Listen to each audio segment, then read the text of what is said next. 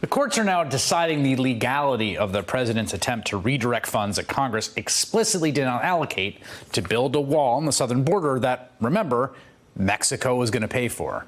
In the meantime, the Trump administration is moving ahead with plans to take $3.6 billion in Pentagon funding to fund construction of a portion of the wall. Defense Secretary Mark Esper says he's moving the $3.6 billion out of other planned projects, meaning one of two things. Either those projects were truly necessary and are now just not going to be funded, or there was $3.6 billion of extra money lying around the Pentagon they didn't really need, which means that they had $3.6 billion too much. But the projects are real projects. There are 127 of them. As the Daily Beast reports, the money was meant for the construction of elementary schools, hazardous waste warehouse facilities, and fire stations, among other Department of Defense initiatives. Igor Bobich notes that in Mitch McConnell's Kentucky, $62 million was supposed to go toward building a middle school at Fort Campbell. Whoops, too bad. Now it's headed to build the wall. One of the projects is in Arizona, where Republican Senator Martha McSally at first told people, don't worry, it's just $30,000 that's being diverted.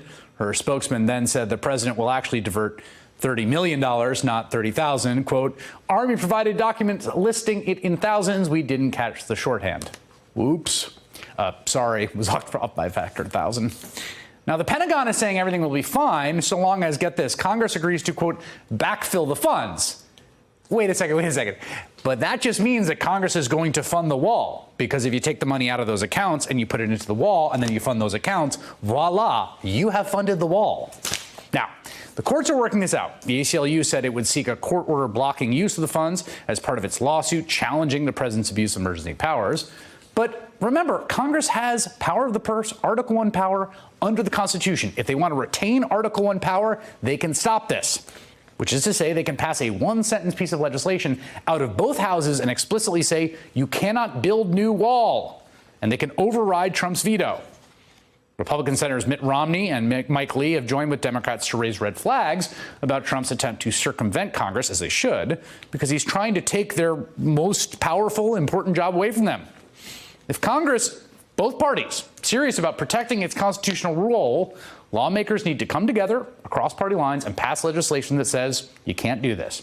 They have that power. It's their power to use, and you use it or you lose it.